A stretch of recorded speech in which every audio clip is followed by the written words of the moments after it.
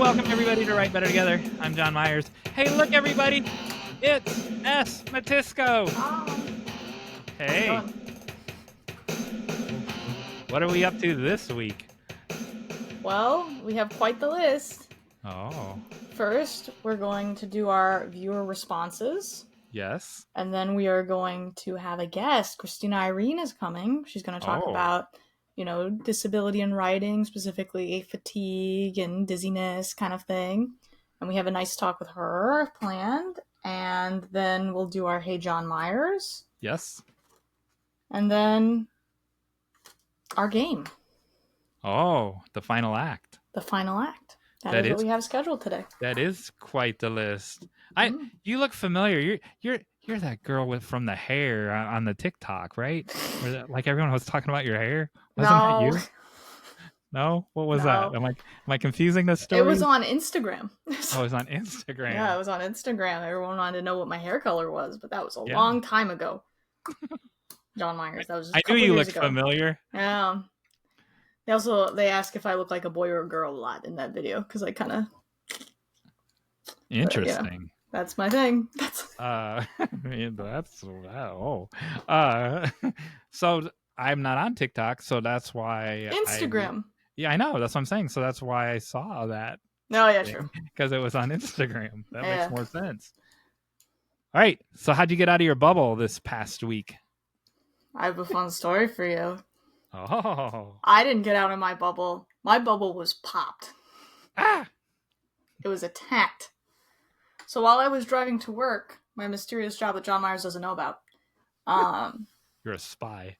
Yeah, it was the morning, and there was a red truck behind me, and he was kind of like riding me. So I'm like, oh, that's kind of annoying. But I'm in the far right lane. I'm like, just go around me, crazy. And then on the corner of my eye, I see a very large male turkey. Okay? Oh. And he's on the side of the road. Don't get too attached to him. Okay? He's on the side of the road. Other cars are coming. It's 4 lanes of traffic. I'm on a highway. Okay?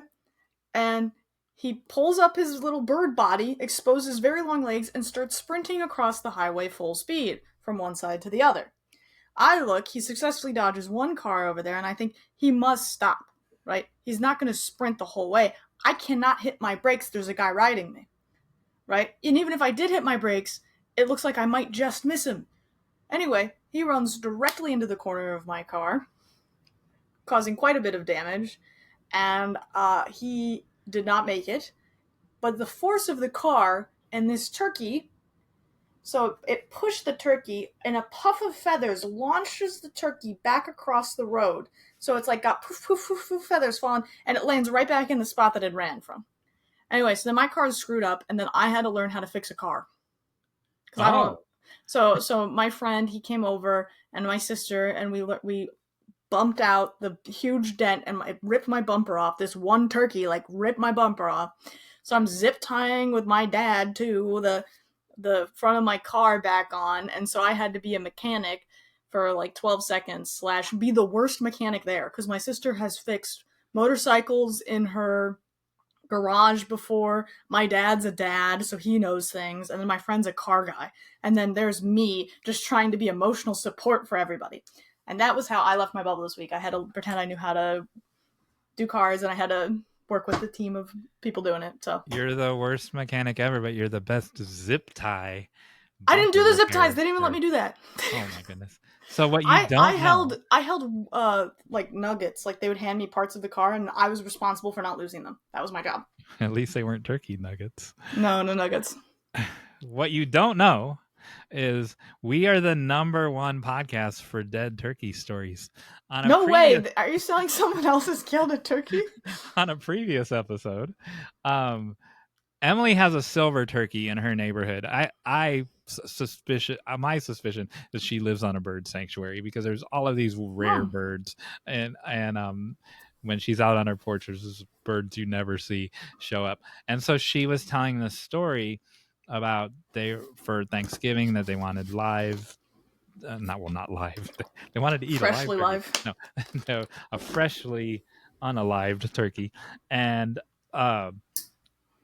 her dad was like, just go down to the end of the road because there's a bunch down there. And so that led to the story of once upon a time. I was a baker. No, once upon a time, I worked for this company that had delivery vans, and this guy named Larry Wisdom, who used to make the joke that all his teeth were wisdom teeth. How funny is that? Larry Wisdom was driving one of the delivery vans for the company, and this turkey ran out in front of him, just like happened to you. Why? He did not. He couldn't miss, and it like turkeys make giant dents, and They so do. Wait, I can saw pull up a that. picture. Hold on. I'm gonna pull up a picture and hold up the screen for these people. So if anyone's All like, right, how can it cause a big dent? It's just a little bird. no, and this was 25 years ago, but oh my god, yeah, and oh you. I don't know if I feel worse for you or the car or the turkey. I think the turkey died instantly, and that gives me calm. And it went back to its original launching. Yeah, it launched to the other side of the highway. Did the truck driver that was riding on your butt, did he see all that happen? I can't imagine he missed it. Yeah, I blame him. I blame him too. I don't think even if I hit my brakes though, I would have been able to avoid it because it hit the left side, and so if I would have braked, it would have broked. So I don't know. Anyway, I would have gone onto the car, and it probably would have ripped off the bumper a different way. So, I thought what you were gonna say was because it landed back in its original spot, that it came back to life. No, just like Baggy did. No, a previous episode. True, he did not. There was no science for that turkey that could save that turkey. Absolutely startled. Though someone did pull over a few days later because I drive the same path, like looking at it, I think wanting to process it. And I was like, oh, that's been there 2 days and it's 90 degrees. You don't want that turkey. Oh, I'm surprised the vultures didn't eat it. I know, nothing's eating it. It's like untouched. It's weird. Since you brought up the dead coming back to life. Oh, wait, I brought that up. You did. Give me 2 letters. Oh, yeah, I have to guess them. All well, right, let's do one at a time.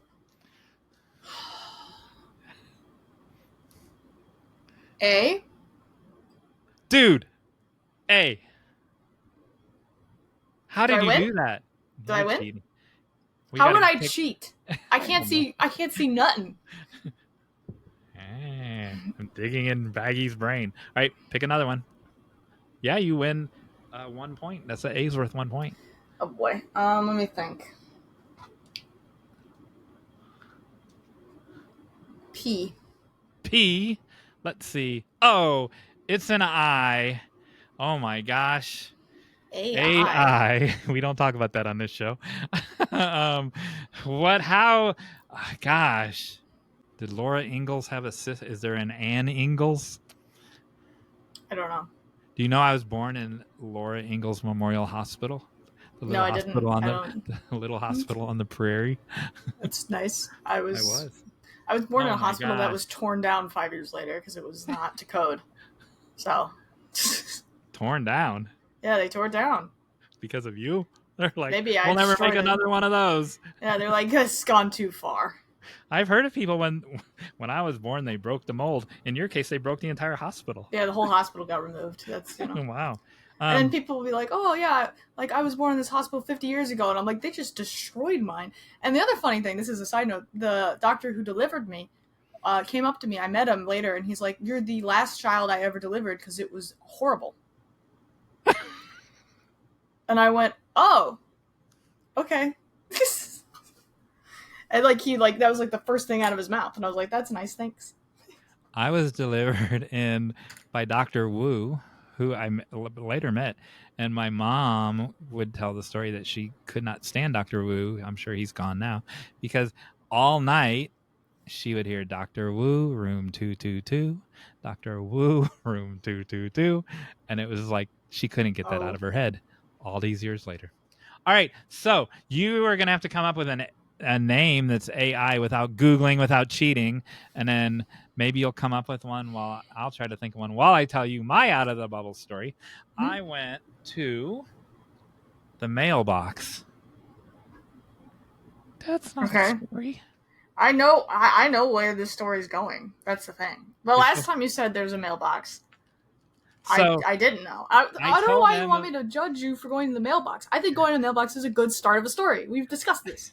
it's not a story. I told Emily that because she always would say, based on what I teach, what story is, that's not a story. So things have here, I'll tell the viewers who are new to us, and I'll tell you. Story is protagonist, goal, obstacles. Now, when you teach story in literature, some people say there's 10 elements of story. I used to teach 6, and I can make the argument for 7. Those 7, 8, 9, and 10, they'll be like allegory or metaphor. No, those are part of tone. So those you don't get 10 because part of those belong to the 6. However, story, not literature. Story is all you need is protagonist, goal, and obstacles. So a bunch of stuff happening is not a story. Your grandma goes to Kroger to buy purple carrot, and she opens the freezer door, and all the purple carrot falls all over the floor,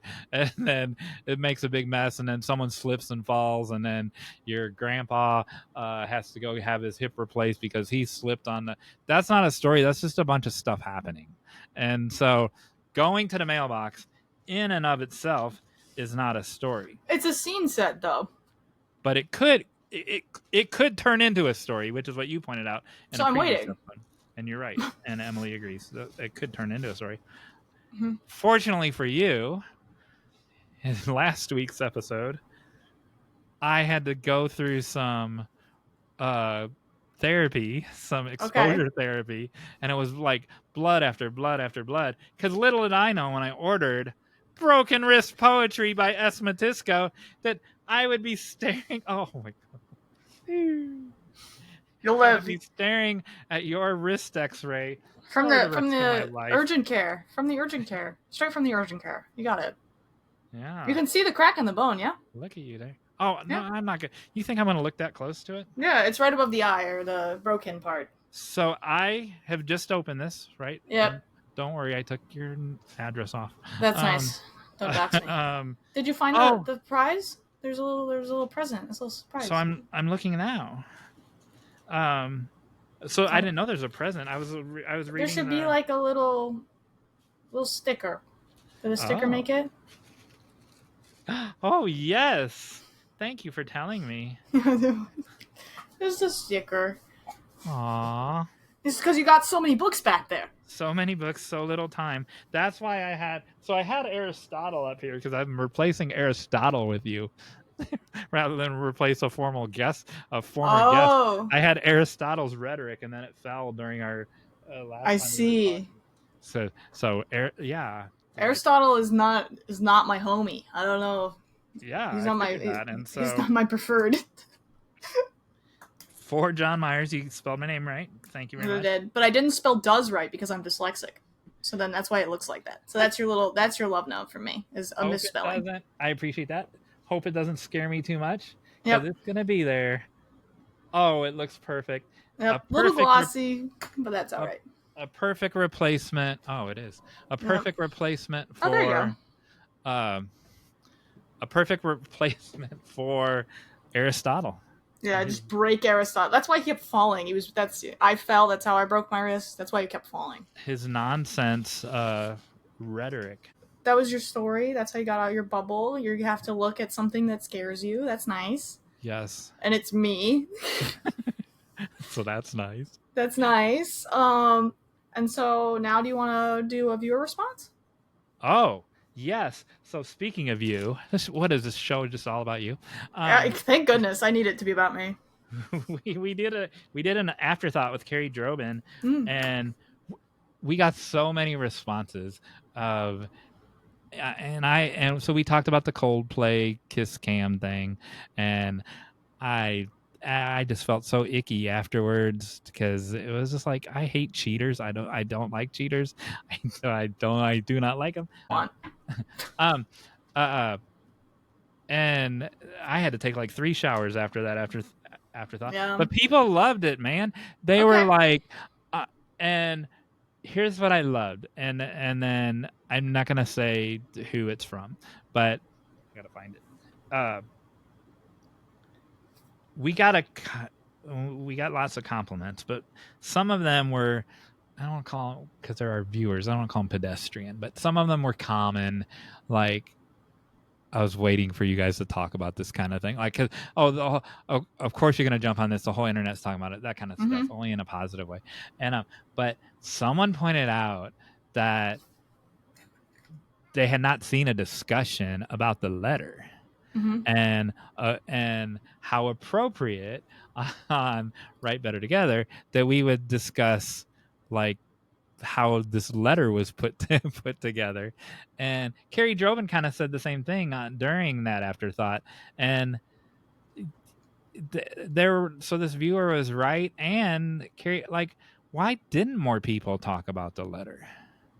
Like, they only cared about the scandal and not about the filth behind the scandal. So one of the things about the letter is I think some people, there was either a fake letter going around or there was some doubt that the letter was real. Correct. So I think that maybe part of the reason people didn't want to talk about it is because they weren't 100% sure that it wasn't, like, fake. While the kiss cam, everyone knows that's real. That happened. Thousands of people saw it. So people feel comfortable talking about something they know is real. But in terms of talking about something that you maybe aren't sure about, then, And also not everybody has, like, a psychopath expert that they can call to look at it, But she's been on, like, every Discovery Channel, Crime Channel, every possible show. There's a million producers that could have called her and had her on, and we're the ones that called her. So maybe we talk about this afterwards, but so let me address that, the letter. And so the New York Post said, with their clickbait headline, that letter was fake. Yeah. Based on someone from Astronomer called a reporter, an unnamed person from Astronomer called an unnamed reporter at the New York Post and said it was fake. And so I don't want to say that New York Post isn't legit. You can call them legit, but other legit CBS, other legit news organizations called Astronomer and said, we need a second confirmation for this. Is this really fake? They are still, to this day, now it's 2 weeks later, have not responded, and they've responded to everything else. They have, what's her name? Oh, it was like Cameron Diaz or someone like that. Was Cameron Diaz? The actress. Oh, Gwyneth Paltrow. Yeah, Gwyneth Paltrow. Shame on me combining them. So yeah. Why did they pick her? Come on. Because she's famous for having been cheated on. And so they never mention that, right? She just tells people what Astronomer does and everything. And so they've had ample outreach to the community, to the public, and they have still not confirmed that letter was fake. And they've talked about all other aspects of the scandal, but they have not confirmed that letter was fake. What would be the motive of that letter to be fake? Like, and if it was fake, then that means that the guy still hasn't ever apologized. Right, which is crazy too. Yeah, and so he never made a statement. But anyway, so there. I think that's part of the reason, though, that people aren't talking about it, because they're just unsure. That does make sense. But anyway, cheating is icky, and now I got to go take another shower because now we spent way too much time talking about it. Are you a cold shower or a hot shower person? I am a hot shower person, and I am a multiple shower in a day person. Oh, you're very clean. I'm very clean. I'm a germaphobe, man. And but not like every time I leave the house, maybe, that I take a shower when I get home. But like today, when it's 110 degrees, yeah, I will be more than one shower day. That's where you do all your thinking, man. I do a lot of thinking in the shower. That's where you get your ideas. Fair enough. That's a life hack. If you're stuck, then go get in a shower. Either go drive around or get in the shower. Not both at the same time. Drivable shower is a RV. Don't you wish you could drive standing up? No, absolutely not. I do. That's just a you thing. I love to sit. I think David Byrne. You know David Byrne from Talking Heads. All right. Um, I think he also endorses standing, uh, Lots driving of people standing up. do. I think it's just better to walk. Um, who's your favorite artist? Well, I'm going to see Linkin Park soon, which is edgy and dark, which is not surprising, fits my narrative. Um, I haven't been to a concert in a long time, so that'll probably be my get out the bubble because that's in August or scheduled to. Is it at a So festival where there's a bunch of people, or it's a is it concert. It's like a. so who's It's at an opening? arena. I don't know. Should I So know? yeah, that's important. So thanks for asking. My favorite's Tessa Violet. I've seen her probably 17 times, maybe 60. I've lost Wow. count. And she's not come here recently. And then my second favorite is Dodie. I love Dodie. And I probably only seen her 12 times. And I don't like old people So you're music. into concerts. Yes. Like you go. Even as a germaphobe, during the height of the lockdowns, as soon as the concerts came back, I was in. So I'm in the mosh. I'm like up against the stage, and so Wow. uh and in the crowd. No. So you don't. So what's your story? I don't really go to concerts. That's all. Oh, so why are you breaking your concert fast for Linkin Park? They're your favorite. They're not my fave, but I like them, and I listen to the radio like an old person. I don't listen to like when I'm driving because I drive an old van. They saw my van, so like I drive a van that like it doesn't have like streaming, Bluetooth, anything like that. It's just radio and a tape recorder. Like there's a tape player in my van. And so I just listened to the radio, and they were talking about it on the radio, and I was like, oh, I'd kind of like to go, you know, just because they were talking about it. And so I was feeling, but now I'm thinking about it, it's like, I would say probably like one of my favorite bands is like Fall Out Boy. And I'm like, I should go see Fall Out Boy. So my former editor, so I have a narrative fiction podcast called Edwina Bergman, Radio Ventriloquist. I don't know if you know about that. And so my audio engineer for that was someone I knew from film school, Hannah Bryant. Hi, Hannah. And she loves Fall Out Boy. So she does all the reaction videos whenever something new from Fall Out Boy comes on. We should have you guys. I should have her on, and you guys can nerd out over Fall Out Boy. Yeah, I think the best album is Mania. It came out when I was in college, and I'm just like, every song on it's good. So you don't go to like record store day or anything like that? No. Okay. I'm surprised. My music base was curated by my sister's hand-me-down like MP3 player that she didn't want to put anything new on, and so the boyfriend she had at the time put a bunch of songs onto the MP3, and that just basically predetermined all the music I liked because I had an MP3 with 104 songs on it. I can't stand old music. Like, so Dodie just turned 30, and we don't talk about age on this show. And Tessa Violet's 34 and married. What happens now that they're aging? Like, so I love. So my new people I love Nep. Daphne Ekman. She actually made a video for us when we were new for Write Better Together. And what do I do in my favorites like age out? Like when they get too old for me, I'm getting into that territory. I don't know. You can always find new people to like. Or you can embrace aging as a normal part of life. That's why I don't sleep. If you don't sleep, you don't age. You actually age faster if you don't sleep.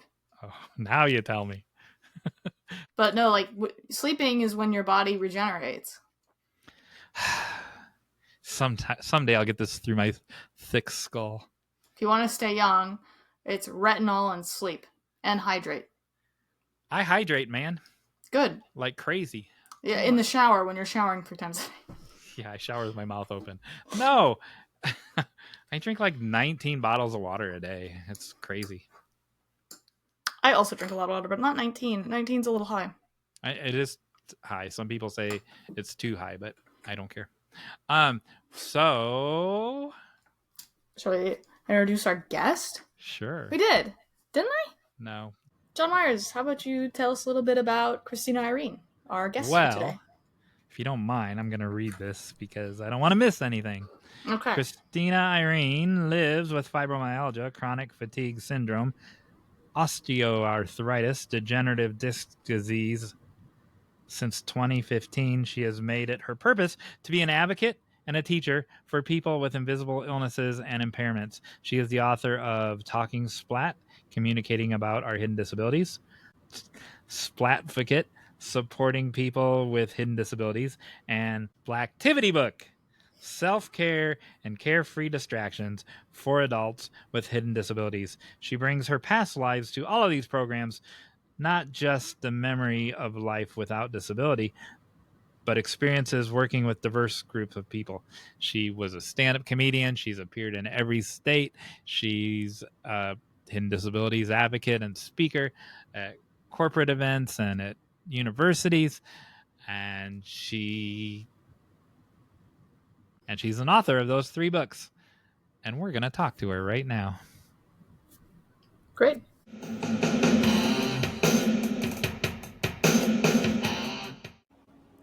And we're back. I am here with Matisko. Matisko, who's this other person that you literally just introduced like 5 seconds ago? This is Christina Irene. She's here to talk to us Christina Irene. about. Hi, everybody. Well, I don't know about where Things. you were at, but it's so like it's 110 here. Like, can't you make it snow or something? Like You know I can only make it rain. Oh, dang it. All right, so much for that. And that's such a big thing to start with without like delivering on that story, which I'm not going to do. No, that's a mystery. Because we're not talking about my weather control skills today. That's a mystery. All right, so the reason that you're here is that you and Matisko have something in common besides the fact that you're both writers, and that is chronic fatigue. Floral shirts. Yes, floral shirts. Floral shirts, chronic fatigue, chronic pain. What else do you want to teach us the vocabulary around that? Like, chronic nonsense. Tell people chronic nonsense. Teach us, Matisko, what your SPLATUS is, and then teach the viewers all about the SPLATUS rankings. Oh, absolutely. Okay, so my SPLATUS, actually I have a visual aid, and I should adjust it because I had it set to pickup truck, but I think I'm feeling a little bit more tractor trailery today. So I will say right now that I could potentially stutter or slur my speech, and that would just be the cognitive impairment acting up, nothing else going on that is taboo. And there may be a moment where I just can't talk, like my brain freezes like an old computer. And just like an old computer, just sit patiently and wait, and I will reboot and start up again. Or you can throw me out the window like an old computer, whatever you do, but just a little warning first. But so I have this system that I came up with, and it happened one day back when I was working as a copywriter at a magazine, and I had just gotten fibromyalgia. And with fibromyalgia, it took like a year to diagnose, so somewhere in there, I don't know. But the idea is like a lot of chronic conditions that people have, and whether it's a chronic illness, chronic pain, it could be mental health, could be a cognitive condition, could be a life situation like grief or being an exhausted caregiver, any of these things. We don't know how we're going to feel from one day to the next. And one day I was talking to my coworkers who were like my kind of safe place, my safe people. And I didn't want to feel really alone in what I was going through, but I was tired of talking about my symptoms. So I just said to them, I said, look, you know what? Here's the thing. Every day I feel like I've been run over by something. It's just a different vehicle on different days. And today it's a tractor trailer day. And then from then on, I could just walk in the room and be like, hey, it's a moped day. Let's get to work. This is great. So I actually do have like an official scale that is in my my books that I published about it. And so it goes from moped, Euro car, which is like a Fiat, then sedan, and sedan is the normal, like that's the baseline. And then pickup truck, tractor trailer, freight train, and then one day I had a day worse than a freight train day, and I was like, what's worse than getting hit by a freight train? And that's how I invented asteroid. So, but other people come up to me and they have their own vehicles, and I love it. Like they'll be like, it's a steamroller day. I'm like, okay. They're like, well, it's kind of a pickup truck day, but it's like a loaded pickup truck day. And so it's cool because it's my way of, anybody who knows how to talk splat, my way of letting them know right away, this is how I'm feeling today. And so I can tell you, tractor trailer day. And then I actually like made a bunch of tools and stuff to communicate. So I even have like, I don't want to get too well, I guess I am here to get too deep into it, but I have a tool that, and it's all on talkingsplat.com. You just go to talkingsplat.com. There's PDFs you download. It's a free, it's just there. So I have a tool that's like, if I'm having like this vehicle today, this is what it means, and I can like fill it out ahead of time. Like, this is what it means, and this is what you can do to help me, and this is what not to do, and here's some other suggestions if you really want to go above and beyond, and here's some self-care ideas for yourself. And it's like a cool thing you can do with a partner to kind of establish so people don't feel stuck. And but a lot of the things go ahead and finish your sentence before I just. Oh, a lot of the things I do is just, it's all about establishing ahead of time. So like, I actually did it already today with us. I already said that I might stutter or slur. Correct. And that's something I teach, is to not wait until it's happening to try to explain it, because then it's more credible. Well, and what I was going to say was, your second book is for the partners and people in a universe with someone who has these issues, and it teaches them how to live alongside you. I guess is the best way to say it. We had guest Nina Kay on from Scotland, from Edinburgh, and she was the same way, and she would do this. She gave us the same warning. Like, I might slur, my brain might buffer. Don't worry, I'm not going into a seizure. And it didn't happen during our 45 minutes. And but she told us ahead of time, just so that we would be prepared. How do I not other people? Like, how can I ask a question about people that share your issue without othering them? So, and then I want to ask, is it okay if I ask each of your splatus? Like, what are you right now? And which you kind of answered. And then what is Matisko right now? Is that okay for me to ask that, or wait till you present it? For me, it's okay, because I literally do this for a living, and it is what I do to talk about my stuff. And so I make it clear, ask. One of the things that, for me, and I really want to hear S. Matisko, there's my slur, answer. But one of the things that's pretty profound to me in the othering that you asked about is, like, a lot of times when I disclose my condition, and the first thing people say is like, well, what do you take for that? Like, they're immediately just wanting it to go away. Like, how do you treat that? What do you take for that? And it really does feel othering to me. It feels like they're more interested in it going away. They don't want to be empathetic. One time, just once, I said that I have fibromyalgia, and the person just said to me, oh, what's that like? And I felt like that was beautiful. That was brilliant. That was amazing. Like, I'm like, oh, you actually want to hear about it and know about it, and you're willing to expend some empathy on this. It's wonderful. And I'm not saying that works for everybody, but that's me. We're all different. So one thing to remember is, as I answer the question for myself, I'm only answering it for myself. Right.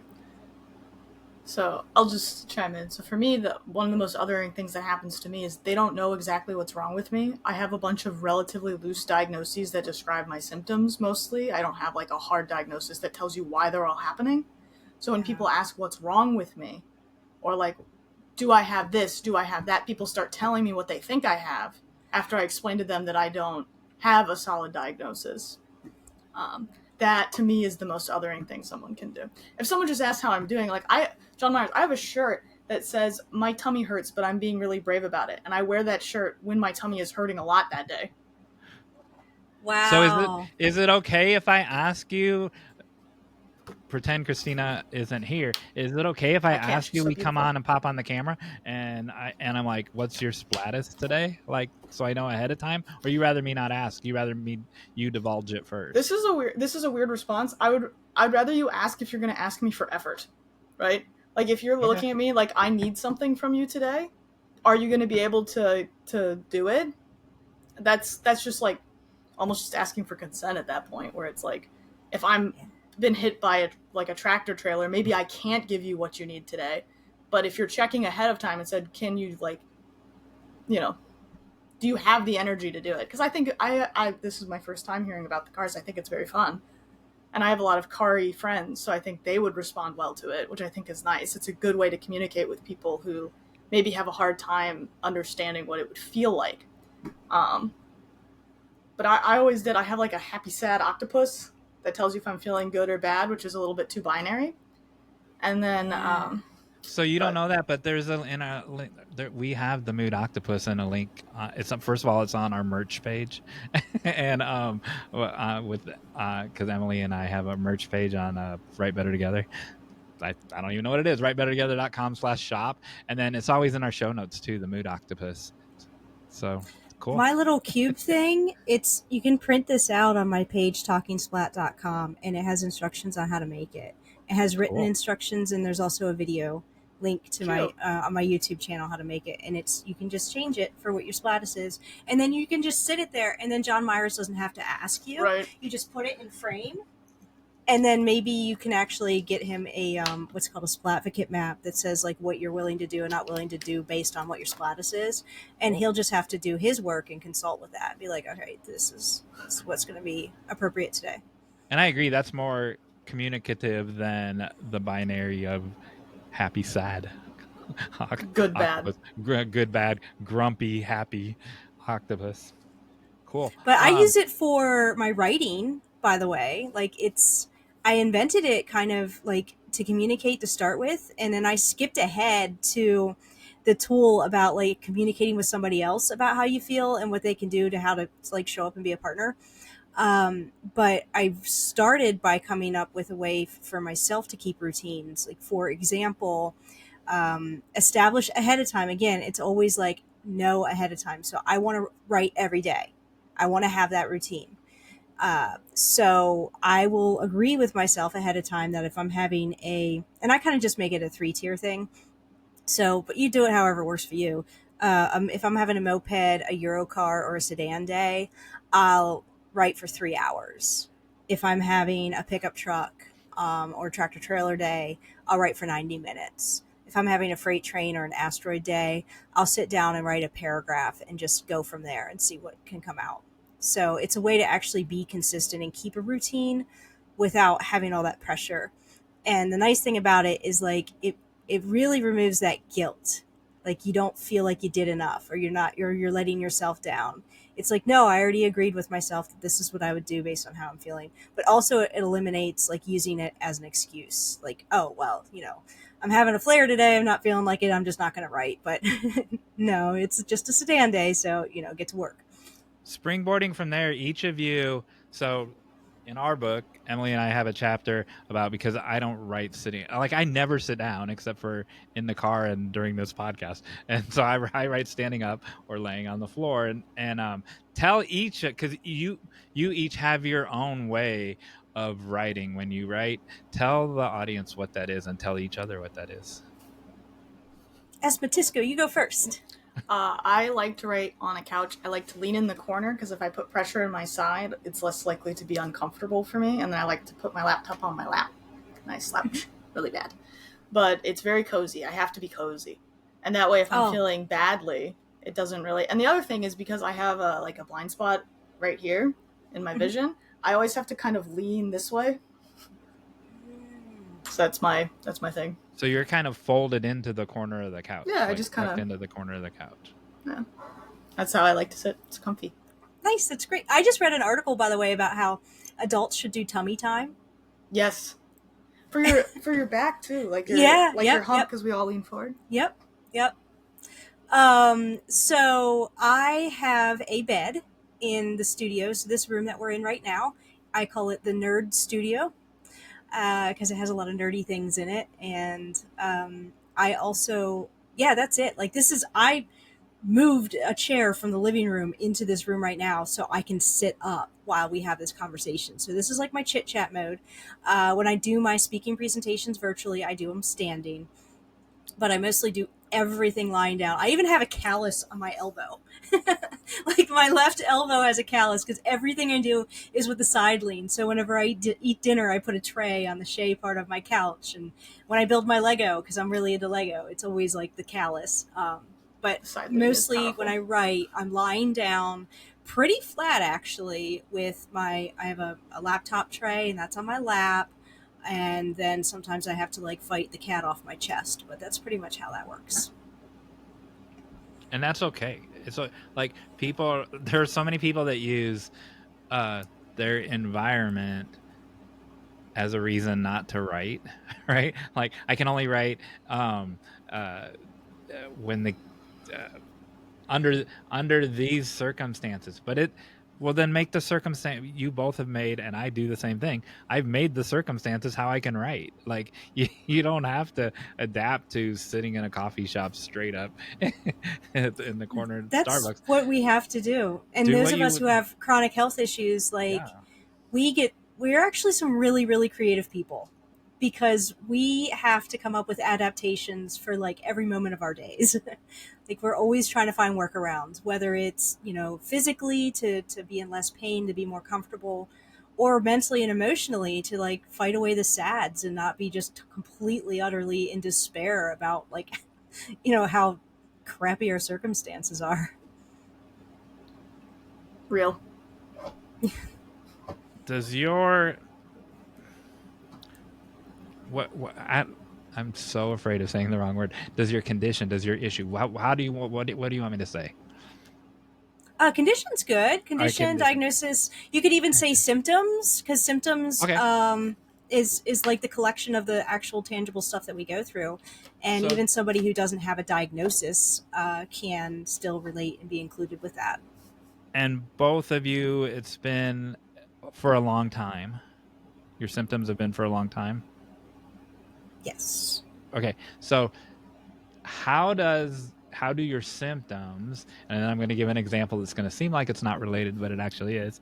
How do your symptoms change your worldview of how you think of the language that you use in your writing? And I'm going to give you an example. So we had Mai Lu Leon from Vietnam, where there are things that, when I said coffee shop, it's what reminded me of this.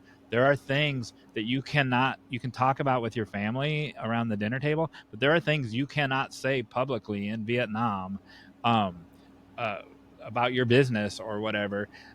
And so to talk about your dreams and aspirations in Vietnam in a coffee shop where someone might overhear you, it's just not a publicly discussed thing. And so it's weird to have for us to have a writer community that has to talk in code or to not even say things unless they're in the privacy of their own home. Can you imagine not talking about your hopes and dreams out in public? But they can't. And she's it's changed her as a writer because she goes back and forth from Los Angeles to her home in Vietnam, and so she's almost like two different people. She's one um uh, that because she was raised in Vietnam and still has a home there, and then she's a more free person in California where she can talk openly about her future plans and stuff.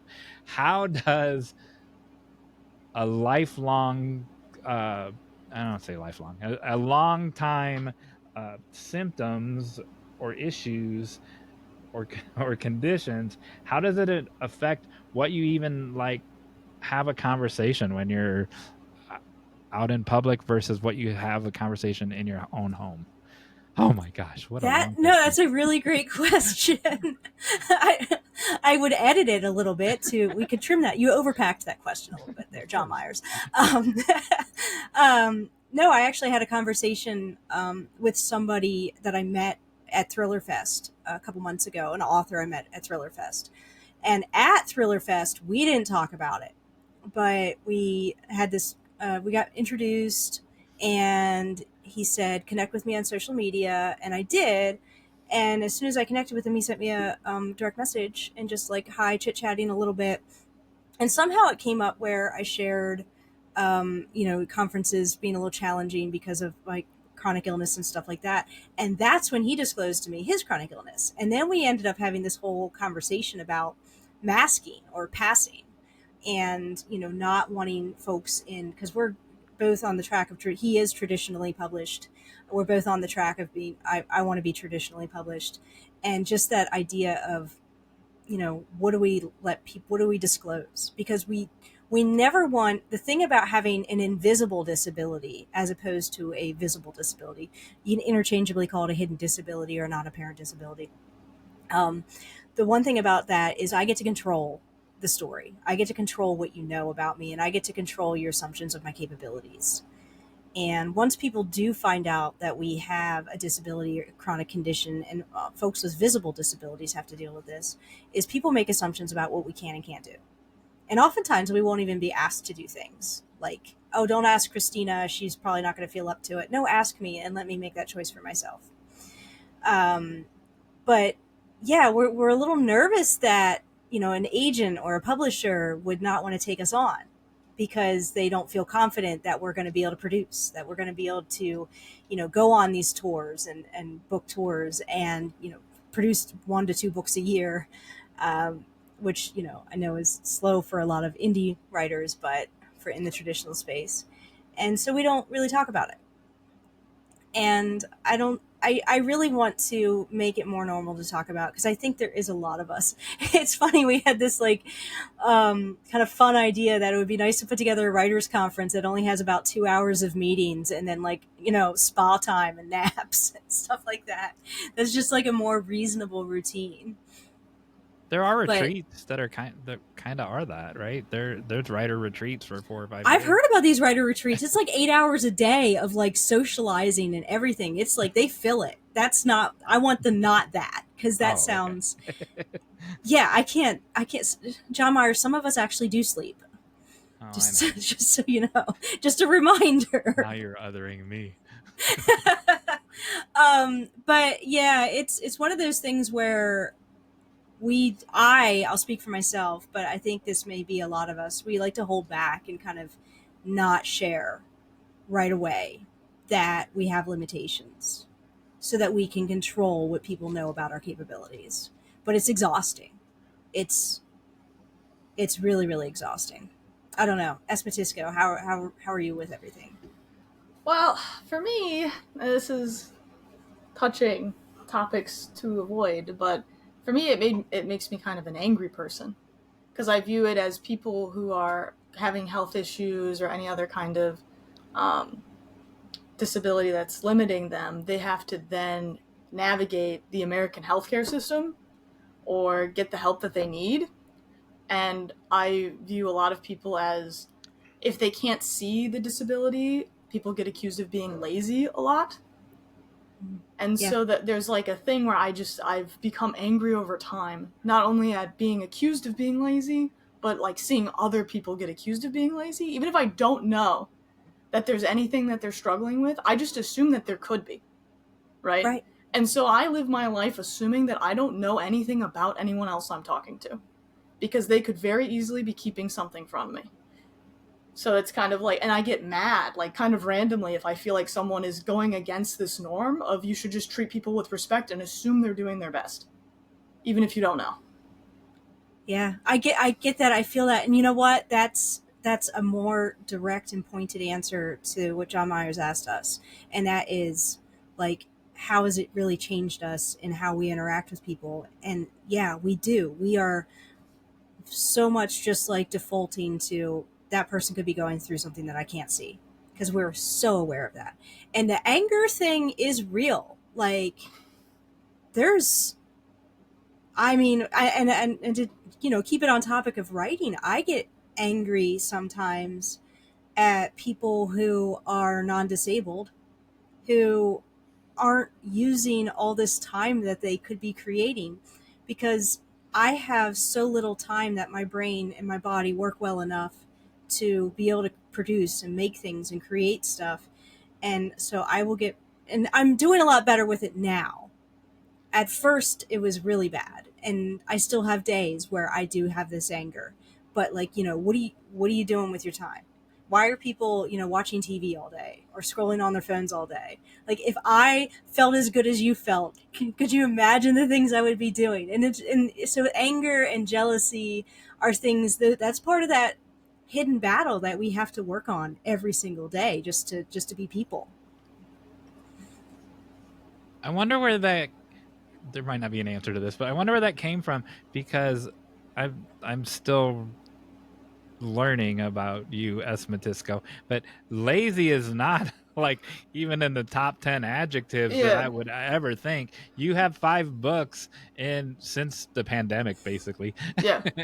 And I've got 1, there's 3 in the works, and Christina has 2. That's not a 3. Christina has 3. That's not lazy. Yeah, no, I don't think so either, but I don't control the narrative other people have. So that's kind of And there's something else you brought up, by the way, and that's navigating the healthcare system. That's something that makes me devastatingly sad for other people. You get really and depressed. That is being shackled to a corporate job and all these wonderful, talented artists who don't get to break away from that because they are dependent on that healthcare. And, and oh, we don't talk about politics. Okay. So anyway, just healthcare. I know you have to kind of the people who I never talk about politics in any of my stuff because I want everybody to listen to me, not just the people who agree with me. I hope that sounded okay. I want my message to reach everybody. That's what I mean. It's sincere. But yeah, like the idea that there's so many talented artists who don't get to live their dreams because they may have like a chronic health condition and they need that medication that they wouldn't be able to afford private insurance for. And then also the irony, the actual sheer irony of the fact that so many of us do so much better being self-employed. Like that is the best accommodation and modification that we could ever have. Like I get to make my own schedule. I have plenty of sick days. If I'm, I can adjust, I can work on a Saturday. There's nobody, putting me on a time clock, and I get to work from bed. And there's so many jobs that just wouldn't be possible. So the thing that is best for my condition is the thing that we don't get to do because we need that healthcare that is attached to an employer. Okay, so correct me if I'm wrong. Aren't you living proof that you can chuck the day job though? Not everyone can, but it's proof that you can because you've done it. I am exceptionally and exceedingly aware of my privilege of not being dependent on medication. And I really discourage people from using me as a model or a role model for other people with chronic conditions, because plenty of people are really reliant on, prohibitively expensive medications. I was able to break away because I don't need the medications for my condition. So that's not the case for everyone. I wish everybody could do what I'm doing. And I am extremely grateful for this privilege that I have. Although I have to remember to not have imposter syndrome and not have guilt over having this like wonderful free lifestyle, because I also am in pain every single day of my life. And have all these limitations. So it balances out. I'm not like lucky. So keeping the politics out of it, here's something that bothers me, and both of you can correct me. There are people who, in my undisclosed location, the town that I love by choice, right? There are people who don't love it here, right? And they complain online and in person, and I wish I could go back home to Florida. I wish I could go back home to California. Well, then go. That's my answer. I chose to live here, right? And so I chose to live where I want. I understand that's a privilege, but you can go if you're going to be tied to a job at whatever the transmission factory. You can be tied to a job at a transmission factory in California. You don't have to be tied to a job at the transmission track. It's a choice. So correct me where I'm wrong there. A few places. Okay. Firstly, the job market is not just I can get a job anywhere I want if I'm skilled in a specific area. It's like it can be difficult to move. Moving is expensive, so if you're already close on budget, right? Like trying to get the resources to move is very difficult. Getting a job anywhere else is very difficult, especially in this job market with AI and stuff where people are just submitting fake applications all the time. How is anyone supposed to get a real job? There's talk about how people who are graduating college right now are like seeing the worst unemployment numbers in like forever. And then the other issue is you're kind of assuming that there's something that's holding them back that you don't know. And so you're saying, well, just do it. Well, there's clearly something. So you should just assume there is something.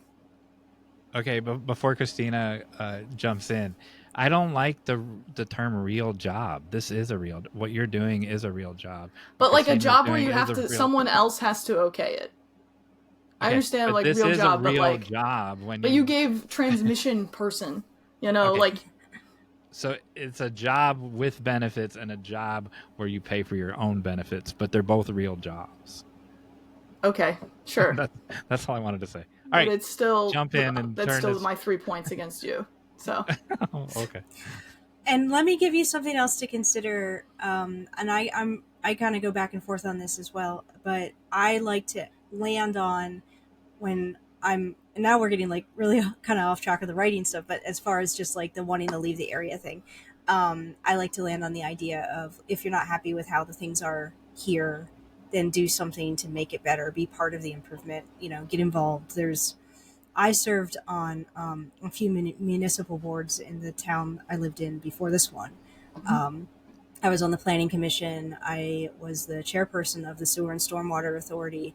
I was elected on town council, and they are constantly needing people to fill these seats. Like there's a reason why I was on 3 different seats on 3 different things. And I would joke, I'd be like, well, it's a small town. All 12 of us have to do our part. But it's just like, there's only 12 people who are trying to be a part of things. So there's, you know, look into your local municipal government, look at anything that you could possibly do. I remember, when before, you know, I had so much, chronic health issues, I was frustrated with some of the things in my city, and I started volunteering for Habitat for Humanity. And I felt like I was part of something positive and helping some of the people. I think it does. So we've had 2 whole episodes about this, and they both came up organically about Liz Gilbert's Big Magic, her book. And it's okay to love your day job and write at the same time, right? And so there's this shame sometimes of, oh, go get a real job, and don't dilly-dally with your writing. Go get a real job. You can do both, and you can get a real job that you love too. You don't have that. It's a choice. Everything's a choice. Some choices. There's a lot of choices. There's a lot of restrictions and a lot of barriers. There's a lot of barriers. Like we're talking about, just the needing access to affordable healthcare. That's a barrier. The things that you're able to do, like I have reached the point, you know, ever since I got COVID and then long COVID, I've reached the point where I don't think I could physically handle doing a lot of the day jobs that I used to do. Like it's just not an option for me anymore. Right. So there are plenty of barriers that take away our choices, and that's right. why. So it's how many doors have to close before you can admit that it's suddenly not really a choice? You know, like it's been limited to a point where are we really choosing anything? You know. But then it ends up being a sonnet. A sonnet? And that's my positivity about it, is that you can tell a story just in words and make it plain old boring sentences, or you can be forced with restrictions like meter and rhyme and, you know, length, and whenever you try to say the same thing and cram it into all these barriers and restrictions like a sonnet, then it forces you to come up with a word you wouldn't have thought of. It forces you to put it together in this beautiful way that it never would have been beautiful. So I like to try to remember and keep perspective that this is my sonnet. Like, all of my invisible disabilities are what's forcing me to actually live a more beautiful life than I would have otherwise. So there's a little bright nugget there. It honestly has. Like, I was so much more encouraged and motivated to build my business as a professional speaker and make that my full-time job so that I could have the accommodations and modifications and flexibility I needed to to be happy and live okay with the chronic health issues I have, and also to build the time and space that I wanted so I could do my dream, which was to be a writer. And I'm in the middle of that now. Like, I'm querying. I have a finished manuscript. I'm starting a new one. So I think me getting the fibromyalgia and the diagnosis and knowing that, like, I have fewer hours in the day to be productive, let's make these hours more precious and do something more amazing than I ever would have done. And I feel like that's how I'm trying to live here.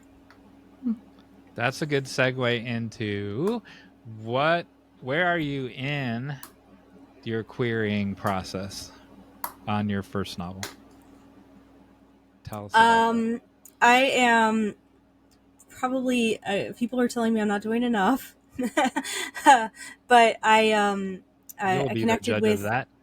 I connected with an agent a year ago, before my manuscript was finished, who loved my query package. Loved it. Like, used the word love in a conversation multiple times. And I got my book to this agent in March, and I'm still waiting to hear back. So that's where I'm at. And then I'm going to be prepared to.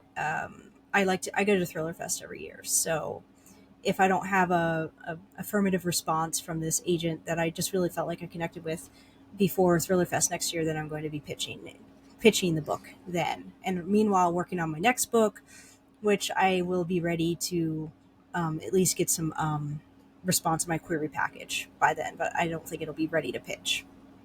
I'm not trying to put that much pressure on myself. I really try hard to not set myself up for failure. Like, that is a constant. That's another thing I work to do all the time, is not set myself up for failure and not set myself up for anything that's going to make me feel super discouraged.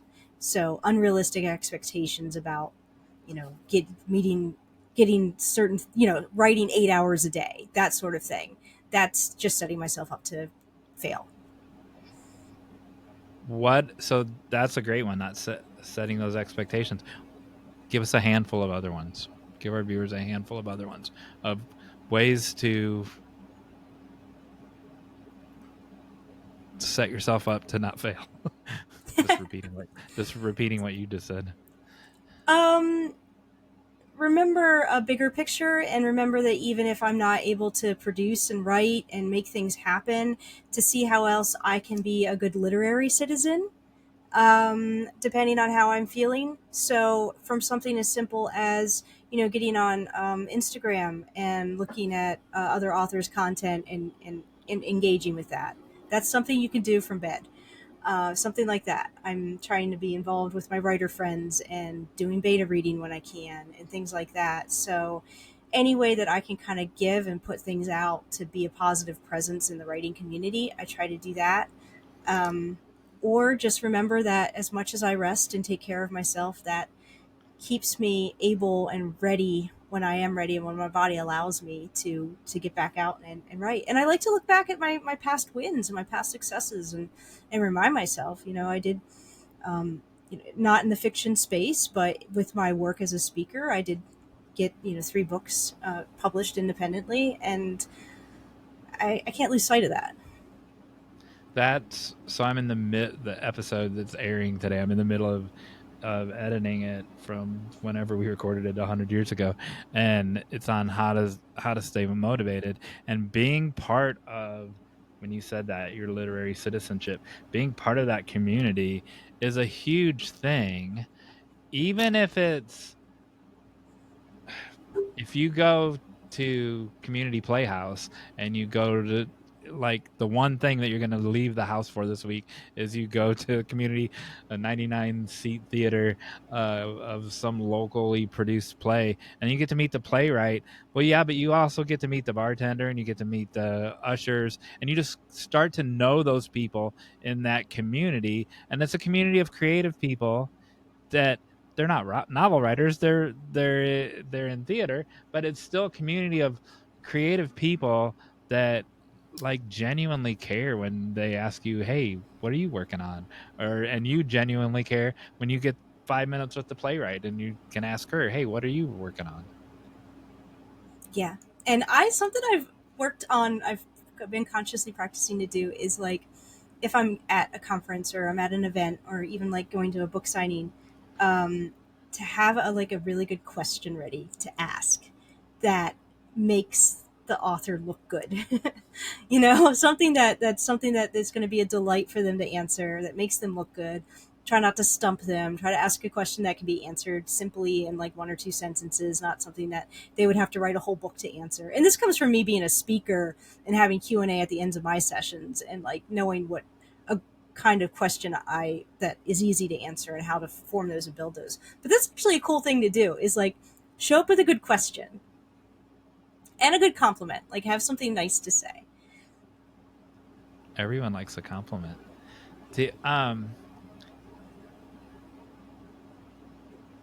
No, that would put people on the spot. So Matisko just did an event where there were 12 authors at the local indie bookstore.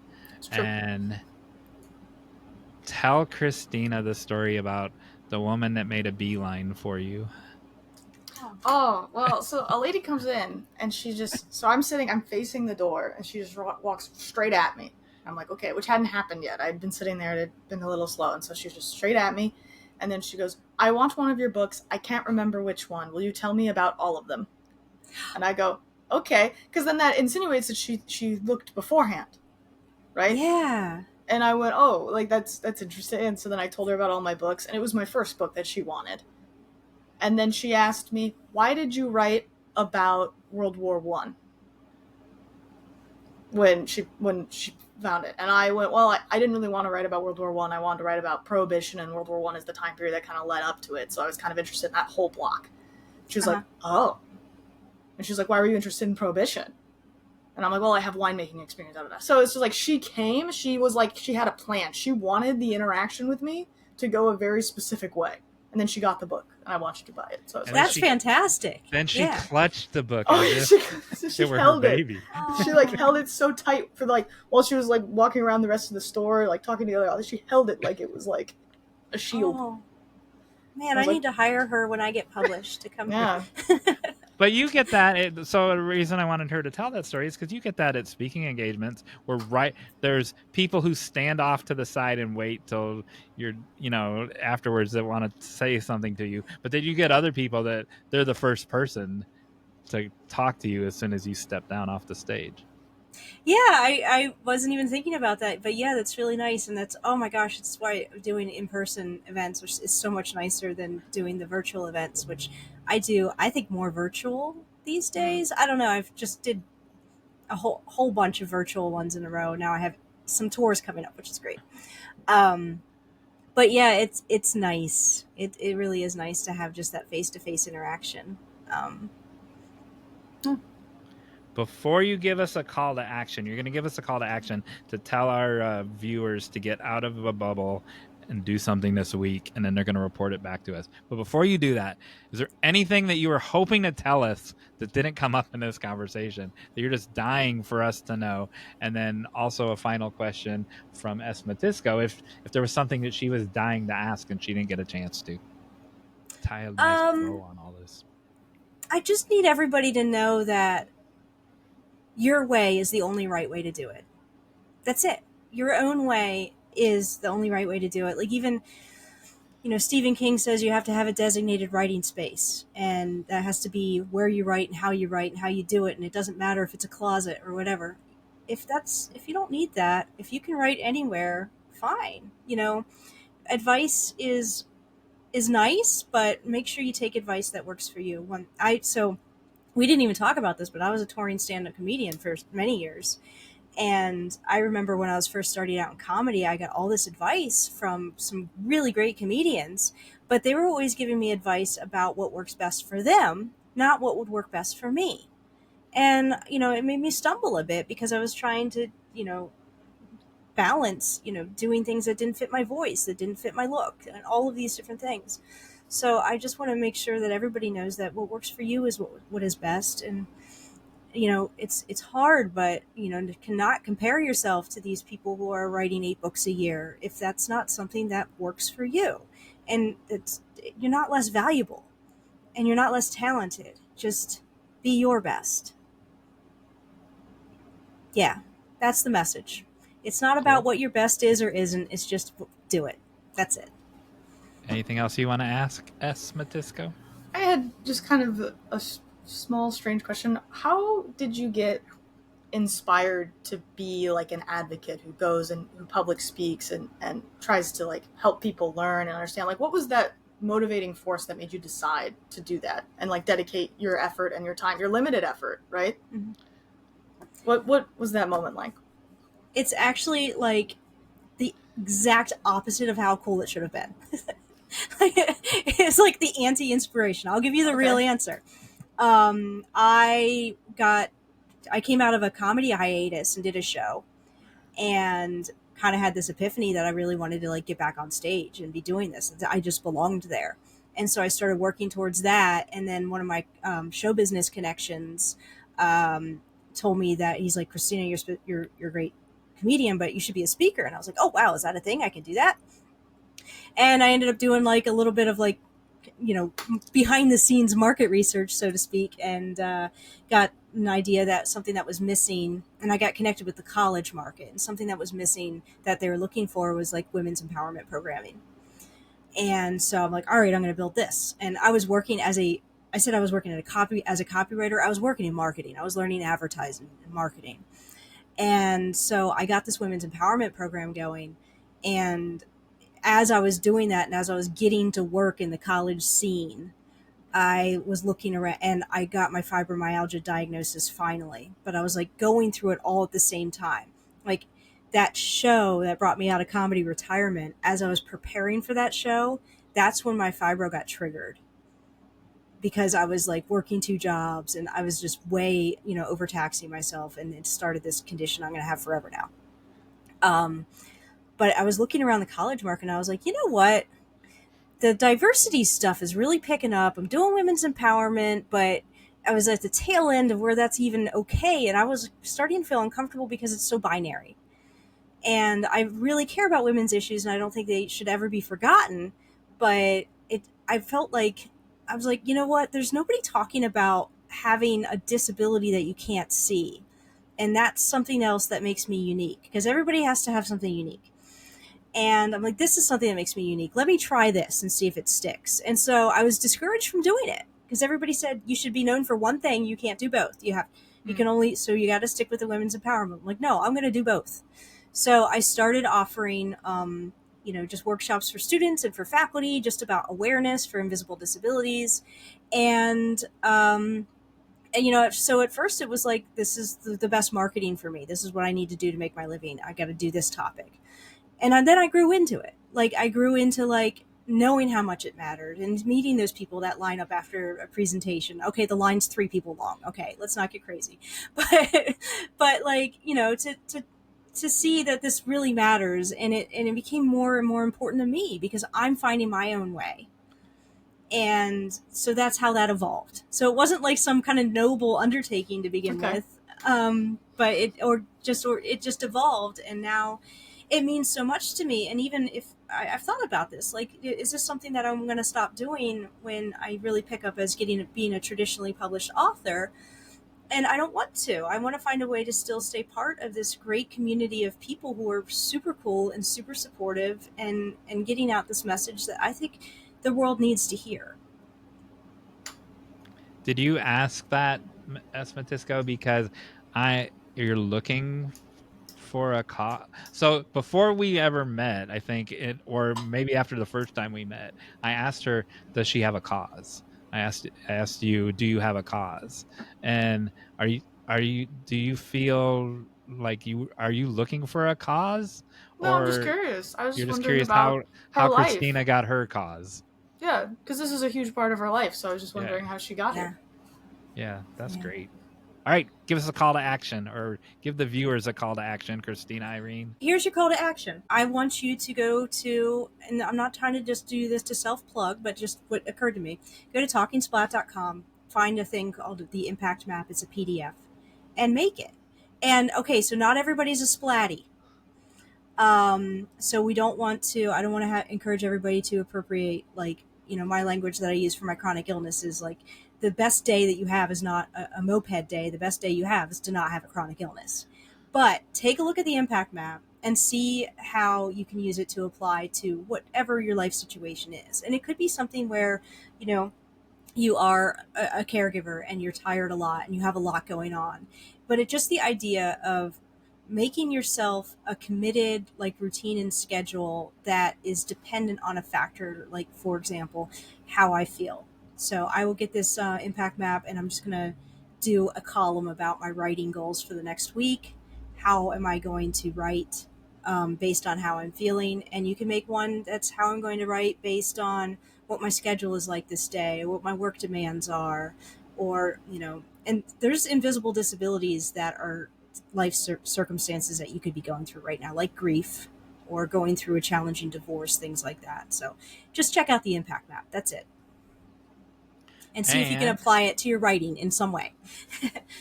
Matisko, do you know how the people get this to us? The result of, they're going to write about, hey, I did this thing, or I downloaded this thing. And then they're going to tell us, hey, that really helped me, or hey, this was really cool that I did that. Do you know how they respond to us to do that?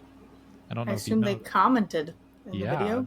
So yeah, they can comment underneath the YouTube video. They can comment on, because the episode will air on YouTube in a few weeks. They can comment underneath there. Then I'll post it on the Facebook, and they can comment underneath there. There'll be a post of call to action. They can comment. There's a call to action page on the website. They can comment there, and that's enough. It goes out Yeah, in it the could be news. just as simple as, like, It I'm going goes to out come in up the with newsletter too. So a 3-tier expectation based on how I'm feeling in a day or how the day is going about what I'm going to do that day. And here's tier cool. 1, tier 2, tier 3. These are what they're going to be. I didn't hold up my books yet. Well, Oh, I yeah. had them ready. Hold them up. Right side higher. Okay, wait, hold on. I got to do them in order. This is Talking Splat, Communicating About Our Hidden Disabilities. Yes. There it is. That's my first book. That's for Splatties. Then there's Splatficate, Supporting People with Hidden Disabilities. That's for roommates, partners, friends, family, coworkers. And then this one's so exciting. And Jon Meyers, I don't think you have this one. And this would be super fun for any writer because I don't just have the impact map. I have several different tools and different styles. Like, not everything works for everybody. I have the Splactivity book. So you are correct. I do not have that one. I have the first two, and I can't hold them. I was going to put them up here, so that's a big long story, because normally I would put it up here, but I can't find them anywhere because we both have rooms that are just lined in books. Christina Irene and I do, and so it's in one Totally of these fine. But shelves this somewhere. Splactivity book is fun. It has all the different, like, charts and guides and things that I've ever come up with to kind of help you set routines and navigate chronic illness and tough days. And it also has regular nonsense so that if you're actually experiencing a tough day, that the thing you're going to do is just, I'm going to do this connect the dots that's in Christina's book right now. And that's just going to be my happy time. So it's a bit of a mix. I'm so excited about this book. I'm speechless. It's just, and I designed everything myself. Like, I made a connect the dots thing. I don't know if there's a way to do it. I didn't watch a YouTube or anything like that. I just kind of came up with a way because we are so used to having to come up with workarounds all the time that it's just second nature, right? Yeah. Well, so I was going to say this earlier and I just didn't, but I will, and then we'll end this. It's not things. I'm not talking about hidden disabilities. I'm talking about the writing process. Like, You did that. You made that thing. You made the connect the dots all yourself. They're supposed to be hard. It's not supposed to be easy where you press a button and it just pops out, right? The writing process, that's where things that are hard are, you get enjoyment out of that and you feel like you earned it, as opposed to someone walks in and hands you $5,000. Okay, fine, you'll take it. But if you earn that $5,000 through book sales or whatever, it means more when you earned it, when it's hard. It's like writing a sonnet, Jon Meyers. Yeah, exactly. That's what I was going to bring it up earlier. All right, thank you. Oh, thank you. It's lovely chatting with you both. Love meeting you. Likewise.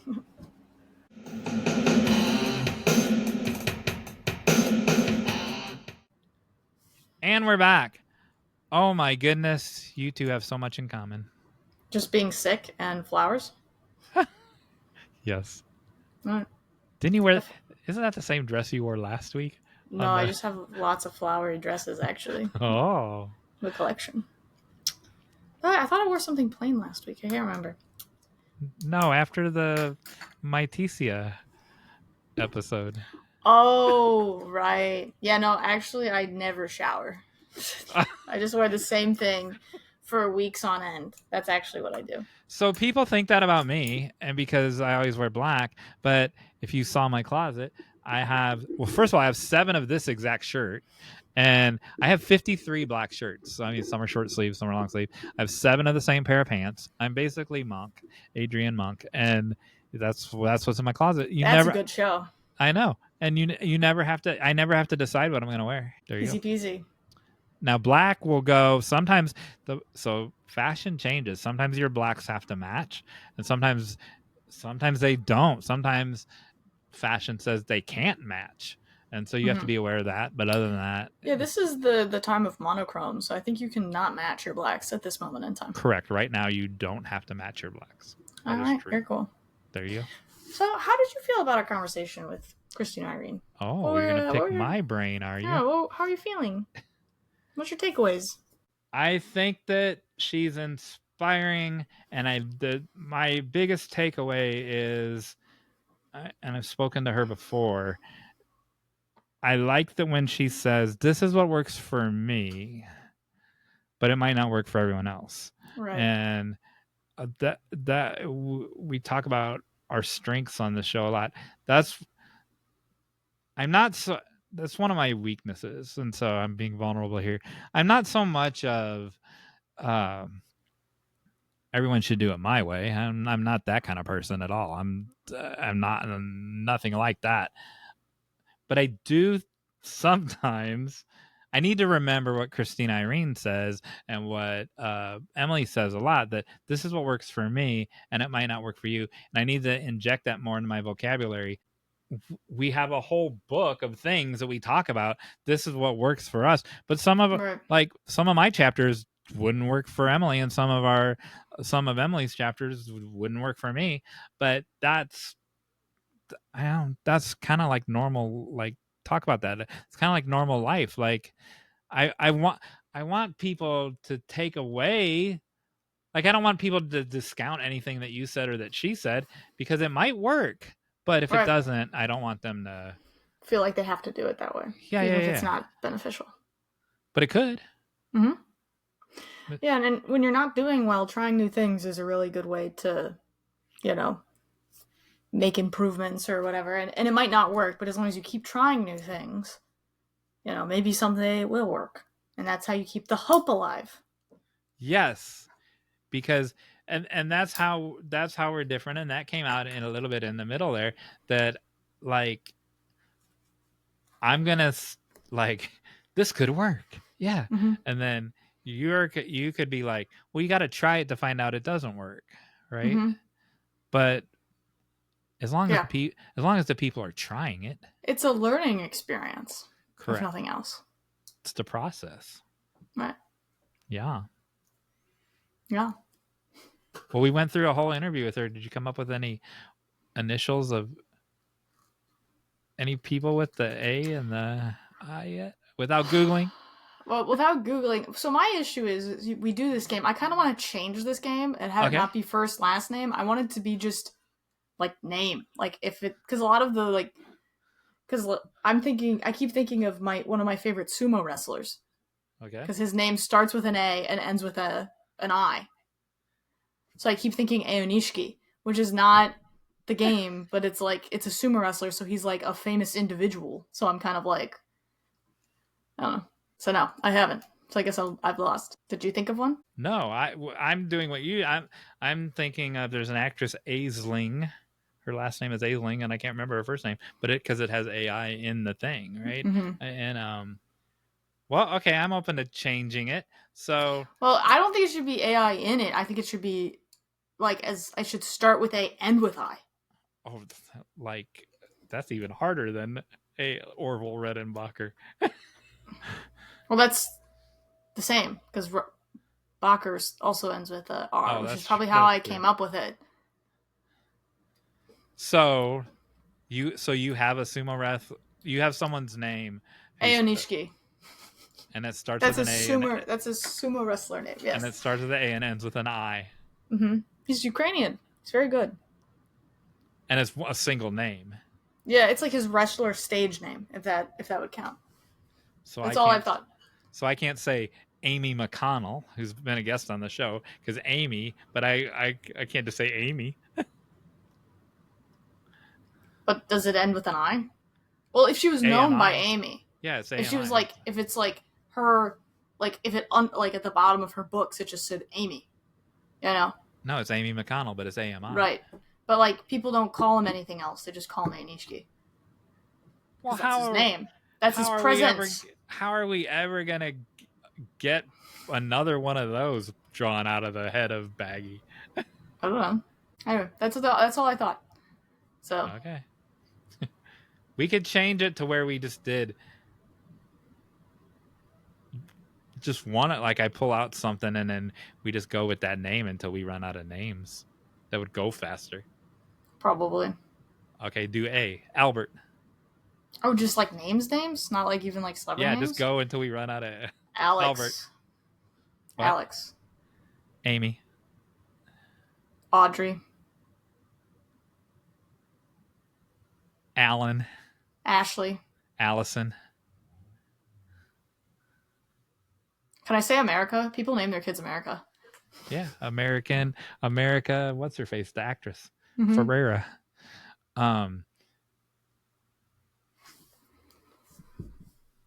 Angela.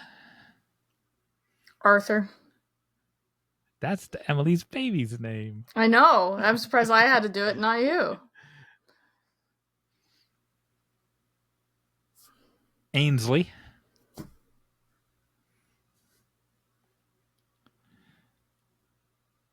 Aaron. Oh, Aaron with one A. No, I'm kidding.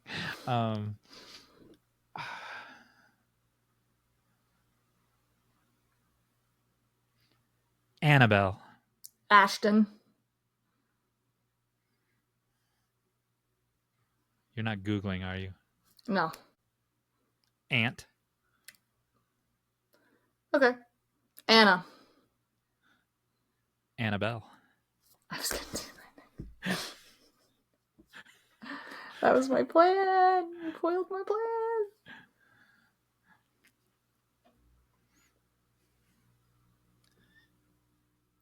Alexa.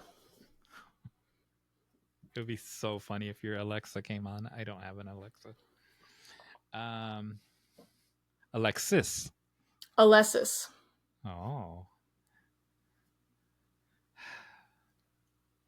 Alicia. Abigail. Abby. I knew you were going to do that.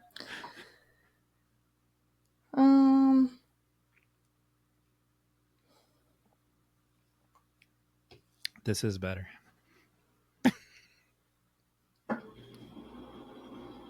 My fridge is making noise. A coup. Oh my gosh. Did you say Apu from The Simpsons? A coup. A-K-U. Okay. A-P-U. Apu from The Simpsons. Abu. From whatever show that is. Albert.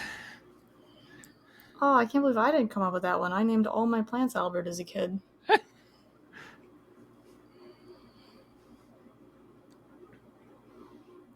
Alexander? We didn't do that one. No, we didn't do that one. You did Alex. Al. Allie. Addison. Alexandria. Hey. Addie. Ash. Alistair. That's a good one. Yeah. It's the winning one. Neither one of us give up, so this is interesting. Yeah.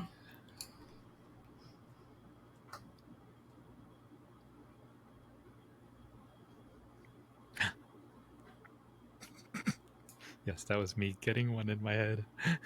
Oh, lucky you. No Googling. I'm not Googling. I'm putting up the SpongeBob graphic 3 days later. Yeah, I don't know. I don't think I have any more. So when that happens, I have to have a final one, or I don't win. Okay. I have to cap your nothing with something. Annette. Okay. There you go. Did either one of us say Anne? That was my grandma's name. No one said Anne. No, I didn't say Anne. All right. I win. I get my Good for you. purple carrot back. Oh, you stole my last purple week. carrot? Dude. From last week. All right. Cool. Hey, Jon Meyers. Yes. Do you know how many names start with the letter A? Too freaking many is the answer. So. Yes. I have a question for you. Yes. Why do they add citric acid to tomatoes that they can? Or tomatoes in general, but like in like any kind of packaging. Make that face again. What face? When you said citric acid and you're like, not any, like you made a thinking face. I didn't see it, so I have no idea. I'm gonna have to rewatch it. You look like someone when you made that face. It was a good face. I'm not saying like. Yeah, he doesn't like my face. No, I wasn't saying that at all. It was a good face. What is citric acid used for? Preservative. Correct. What is it doing? What are you doing? You're Stretching. gonna break. Stretching, sorry.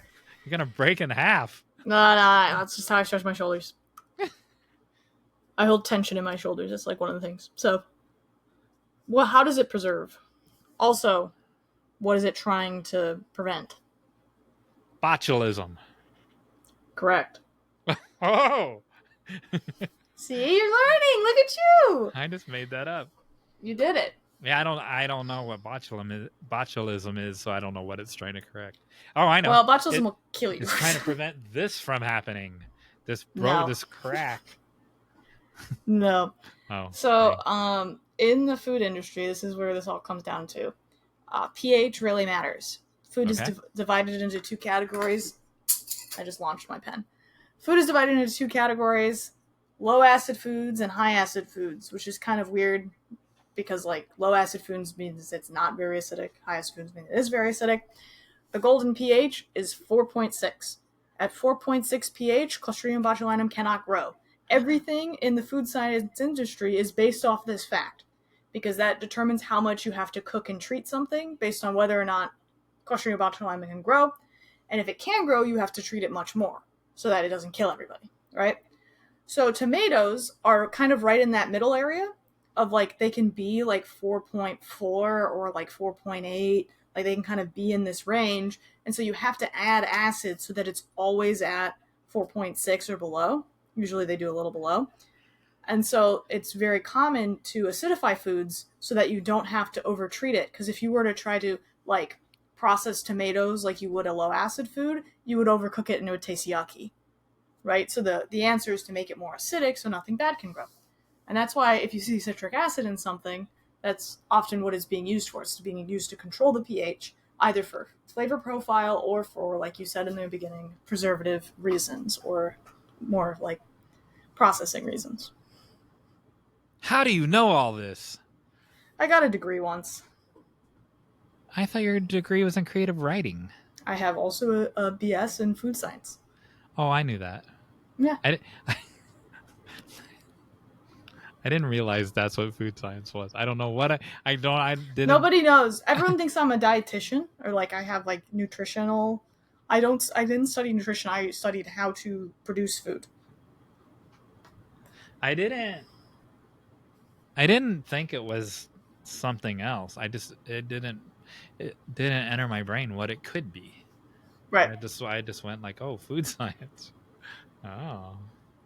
Yeah. Wow. That's helpful. Like, that's life changing. Yeah, so 4.6 is a very important pH for like everything. Do I have a pH? You do. Different parts of your body have different pHs.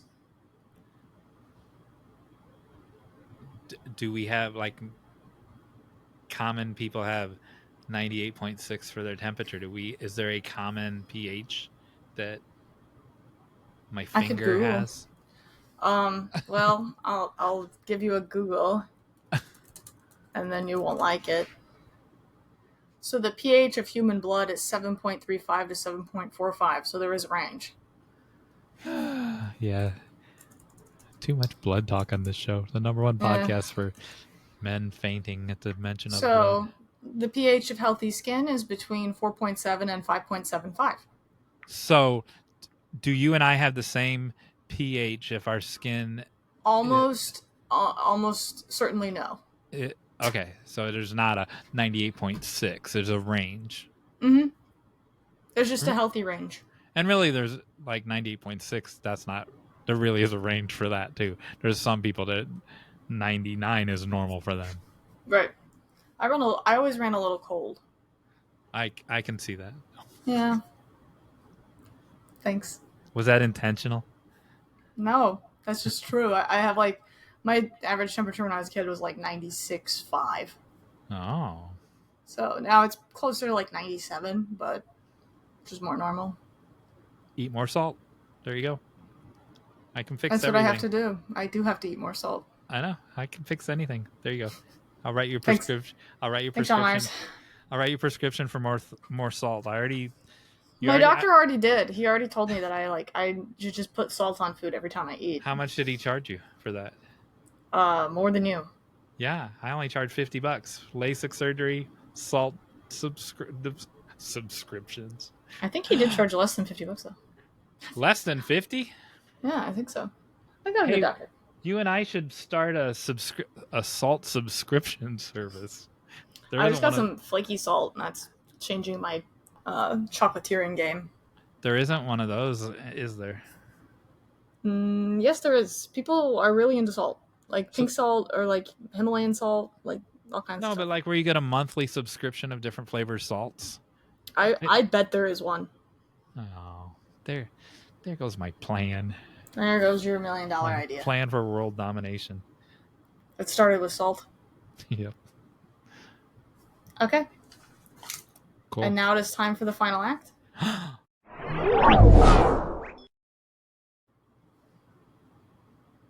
So, I have a game. I was going to have something, but I don't have it, so we're going to have to random number generate. Okay. And what happens is we were talking, you got my poetry book today. It's right there behind you. And so I thought maybe you'd want to do a little poetry with me. Oh. And by with me, I mean you're doing it. So first, I have to know, wait, before I play any game, I got to know what I'm going to win. Oh. I didn't think this through. You know, well, you're going to win, because it's right here. And got any of those peanut butter crackers left? I don't have any peanut butter crackers left. So what you're going to win, yes. I don't know if you've read it, but you're a book guy, is what's next to me. And it's John Steinbeck's Of Mice and Men. Yeah, I read it like 100 years ago. When it came out? Yeah. This is an old one, and I like it. I did not read it when it came out. Come on. Good Lord. That's the oldest thing you ever said. You read it when it came out. I wish. I actually still haven't read it yet. It's on my to-do list. So if you win, well, I don't know if there's like winning here. That's just, you either are successful or unsuccessful. So I'm going to have you make me a haiku. And I'm going to give you 2 minutes to do it. Look at it. Okay. I have a whole book of haiku right here at my fingertips. I could just cheat. Oh, well, here's the catch: is it's not an actual haiku. I'm going to random number generate the syllable count, so that you wouldn't be able to do that. Okay, let me plug this book. So these are haiku, but they're not your typical haiku. They're like, I love E. Cummins, by the way. You don't know that about me. And but they're like, some of them are regular haiku, but look at that one. Mm-hmm. They're misshapen haiku. Yeah. Intentionally. Look at that one. They're beautiful. This is a beautiful book. Yeah. I highly recommend. No matter how it ends, a Bluebird Song by Kat Lehman. All right, I'm ready to play this game. All right. So first things first, I was gonna use my spinny dice, but I don't have my spinny dice, so I'm gonna random number generate what your syllable count's going to be. Okay. So it's not gonna be a real haiku. No, it's not gonna be a real haiku, but it's gonna be haiku structure, which means you're gonna have like, the 575, but we're gonna have different numbers. Yeah. I'm gonna give it a little more. Okay, I'll do 4 to 12. Okay, those are the options. So I'm gonna random number generate, and it's gonna figure it out. Oh my goodness. Okay, well, the first one is 4. So you're going to do 4 something 4. Okay. 464. So it's just a slightly shorter haiku. Okay. Which is not what I wanted. All right. And then time-wise, because it's short, I'm changing the time. You have 1 minute. Do what? You're going to have 1 minute to write the haiku. Could you put any more pressure on me? Well, it's like what? Like 14 syllables? Like, come on. I would like you to write me a haiku. 464. Do you have a pen and paper? I have a half scribbled on note card and a pen right here. Amazing. A micro 5. All right, so you're going to have a minute to do it. A micron 5. Are you ready? On any topic I want. Anything you want. I would most prefer you did it on something we talked about today. Something what? We talked about today, like a callback. Oh, okay. I'll do it with this letter we didn't use. I'll make sure I have the letter I in it. Okay, cool. Added bonus. All right, ready? No. It's so much pressure. You're a poet, and you know it. Let's see it. Ready, I am not set... Oh. Stop stalling. Play my game. Well, I can't think and stall. So when I tell a story, I'm not thinking, like, I'm not stalling for time. Mm-hmm. But I sent you that thing. I made a long list with my poetry. Did you see that? What did you make? I entered a poem in the Woody Barlow. I saw. I know. I was confused by what this was because I couldn't get the link to work on my phone. Oh, but yeah. I was able to deduce. I was like, did you need me to vote for you or something? No, I was showing you it because I'm not a poet, man. It's cool though. Yeah, I made the long list, top 30. I think there were over 3,000 entries, so I think it's the top 10% that made the long list because there were 33 people in the long list. Cool. Yeah, I'm poet boy now. So yeah, that's why I'm only giving you a minute. All right, I'm ready. So it's 464. Ready? 4, 3, 2, 1, go. I don't know that I can write this fast.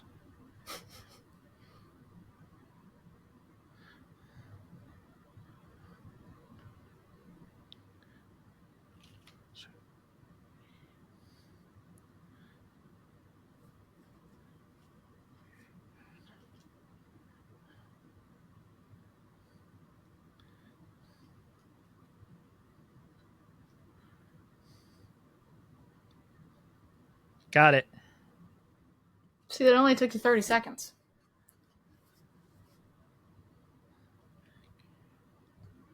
And you were worried about time.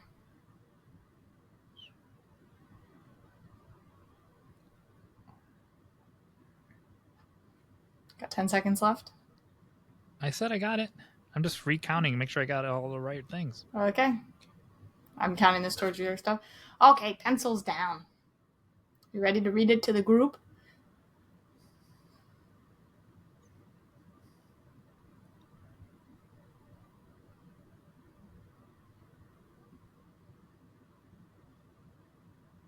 Okay. You ready? Yeah, you got to do this on camera to make sure I got it. My thing's right. Okay. Oh, that's testing my syllable counting. Let's go. I don't know if it'll line up because I don't know if my audio and my video is connected to your audio. We'll find out. Oh, I can do it, I guess. Okay. Baby carrots. Line 1. Ding, ding, ding. Are superior to frozen carrots. That is successful. You've done it. You've won a book you've already read. I should win a carrot. You should run a carrot, but you have the carrots. I can't give you carrots. A Bugs Bunny carrot that I can give to the homeless person. All right. Very good job. Why are you showing more Aristotle? He's going away. He's been replaced by you. Did you read this when it came out? Yes, I did actually, because I am 1,000-ish years old. Or no, gosh, what BC is that? Multiple thousand years old I am. Alright. Well, we couldn't have done it without Aristotle. We couldn't have done it without you. We could have done it without you.